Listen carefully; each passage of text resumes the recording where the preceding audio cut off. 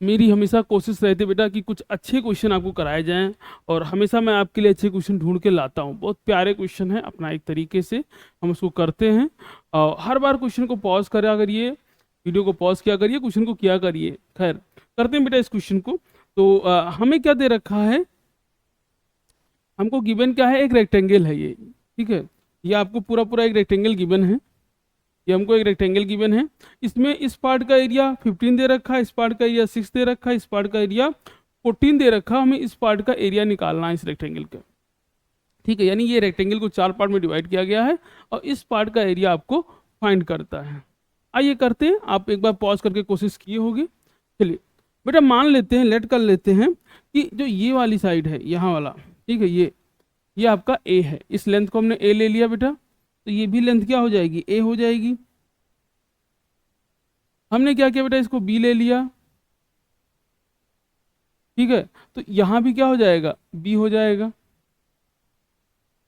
और हमने क्या किया बेटा, इस लेंथ को सी लेट कर लिया, तो ये भी क्या हो जाएगा, लेंथ सी हो जाएगा, ठीक।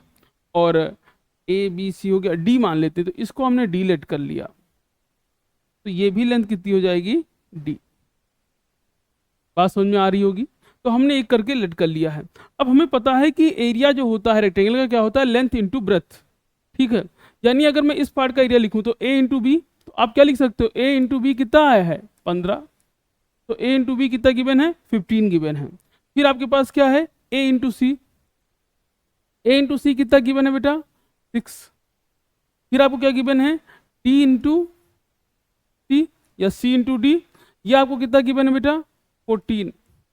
और आपको फाइंड क्या करना है, b इंटू डी, यानी b इंटू डी आपको फाइंड करना है, ये आपको निकालना है, ठीक है। बस ये आपका इक्वेशन 1, इक्वेशन 2। अब आप कर लीजिए, तुरंत करके तुरंत कमेंट बॉक्स में कमेंट करिए, ठीक है। आप यहीं पे हो सकता है, आप अगर थोड़ा भी इंटरेस्ट रखते तो आराम से मैथ यहाँ कर देंगे। खैर चलिए, हम क्या कर रहे हैं, इक्वेशन 2, इक्वेशन 1 और इक्वेशन 2 का मल्टीप्लाई कर रहे हैं, सॉरी इक्वेशन 1 और इक्वेशन 3 का मल्टीप्लाई कर रहे हैं। तो 1 और 3, तो A B into C D, तो क्या हो जाएगा, ए बी मल्टीप्लाई किससे कर रहे हैं, सी डी से, इक्वल टू 15 इंटू 14।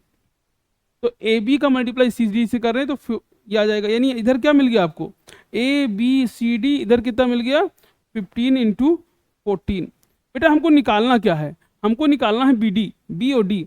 तो हम ए और सी की वैल्यू हमको पता है, ए सी की वैल्यू कितनी है, 6। तो इस एक्सप्रेशन में ए सी की वैल्यू क्या पुट कर सकते हो आप, 6। आप इसको ऐसे लिख लीजिए, ए सी इंटू, ए सी को एक साथ लिख लिया हमने और बी डी को एक साथ लिख लिया। भाई मल्टीप्लाई में तो आप लिख सकते हो, इक्वल टू आपके पास क्या है, 15 इंटू 14।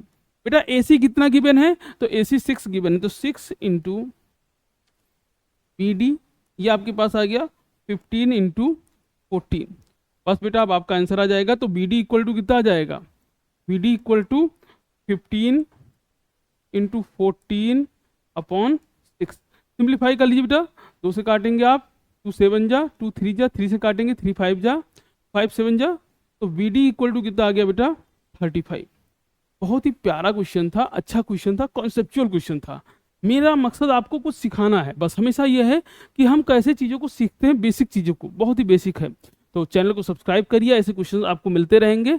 और जो भी अपना डाउट है, कोई क्वेश्चन जो आपके पास है, जो ऐसा आप जानना चाह रहे हो, तो आप कमेंट बॉक्स में कमेंट कर सकते हो उसको। थैंक यू बेटा, थैंक यू सो मच।